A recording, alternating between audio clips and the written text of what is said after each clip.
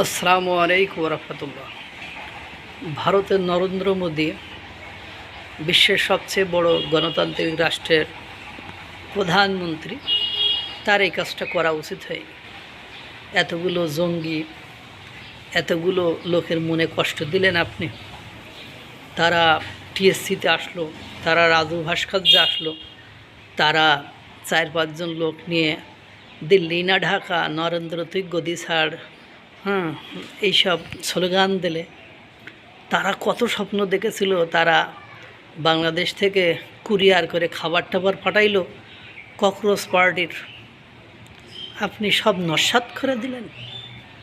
উচিত হয়েছে? এ নরেন্দ্র মোদীর উচিত হয়নি, এরা মনে কষ্ট দেওয়া উচিত হয়নি। পাকিস্তান কত চেষ্টা করল, 400 মিডিয়া, গদি মিডিয়া, হলুদ মিডিয়া, সামাজিক যোগাযোগ মাধ্যম বাংলাদেশের বলল এইবার আর গদি থাকছে না মোদির।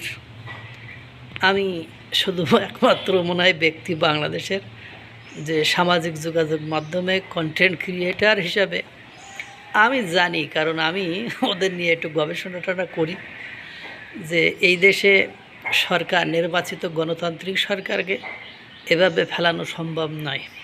তুমি যতই ঠেলাঠেলি গুতাগুতি করো না কেন, যদি মনে হয় তাহলে তারা কেন আন্দোলন করতে নিচ্ছে, এটা it's one kind of Democratic rights, তাদের গণতান্ত্রিক অধিকারে তারা মিছিল মিটিং করতে পারবে।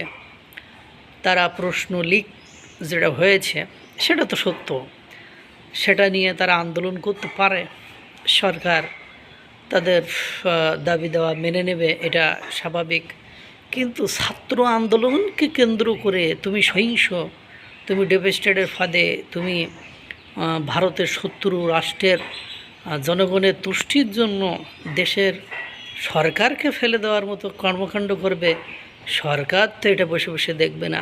এবং আপনারা একটা জিনিস খেয়াল করেছেন, যখন ককরোচ জনতা পার্টি প্রথম দিকে আন্দোলনে নেমেছিল, তখন শাহরুখ খান, সলমান খান, অরিজিৎ সিং সহ বিভিন্ন সাংস্কৃতিক কর্মী, বাংলাদেশের সাংস্কৃতিক কর্মী না, যে আন্দোলনে গেলাম, পরে যেই দেখলাম অন্যায্য আন্দোলন, তারপরে নাই অন্যায্য আন্দোলন হলেও এখান থেকে সরিয়ে আসা যাবে না, গোষ্ঠী মেরে যাই যাক, আমরা হইল মানে যেখানে আসছি এখান থেকে ওর শেষ করে তারপর যাব। কারণ এটা ভারত, তোমার ন্যায় নীতির সাথে এই মডেল বা এই নায়ক নায়িকারা থাকবে। তুমি যেই মাত্র তোমার নৈতিকতা থেকে সরে যাবে, ওরা দেখবে পাশ থেকে সরে যাবে।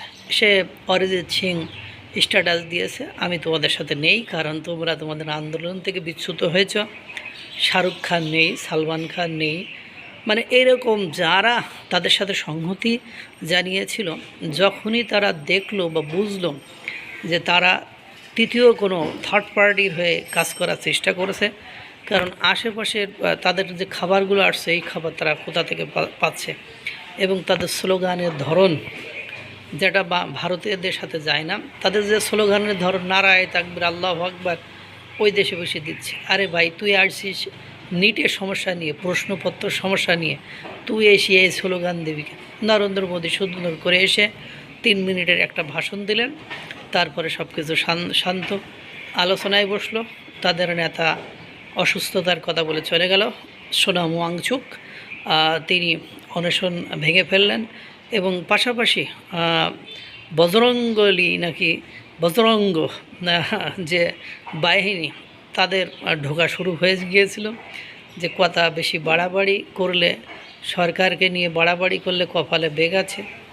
এরপরে আপনারা দেখেছেন, যখনই তারা বুঝলো যে এটা আর সম্ভব নয়, কারণ এটা ভারতবর্ষ, এবং তখন ভারতের জনগণ তারা যারা আশ্বস্ত করেছিল এইবার আমরা কেড়ে নেব নরেন্দ্র মোদীর গদি, তারাও আন্দোলনকারীর পেছন থেকে সরে গিয়েছে। পরবর্তীতে দেখা গেল সেখানে 20% স্টুডেন্ট হলেও 80% সরকারের পতন বা বিশৃঙ্খলা সৃষ্টি করার জন্য এসেছে। পরবর্তীতে বলছে, বাবা তোমরা আসো, মিটিংয়ে বসো, এসে আলোচনা করো, না হলে এখানে যে সন্ত্রাসীদেরকে, যেখানে বিশৃঙ্খলাকারীদেরকে ঢুকিয়েছ, তাদের জন্য তোমাদের লাগোয়া আইন করে ব্যবস্থা করা হবে। নরেন্দ্র মোদীর এক বার্তায় কাহিনী খতম। গতকাল রাতে আবার একটা বার্তা দিয়েছে যে থ্যাঙ্কস ফর অ্যাডভাইস মি, যে তোমরা আমাদেরকে পরামর্শ দেওয়ার জন্য ধন্যবাদ জানিয়েছে যুব সমাজকে।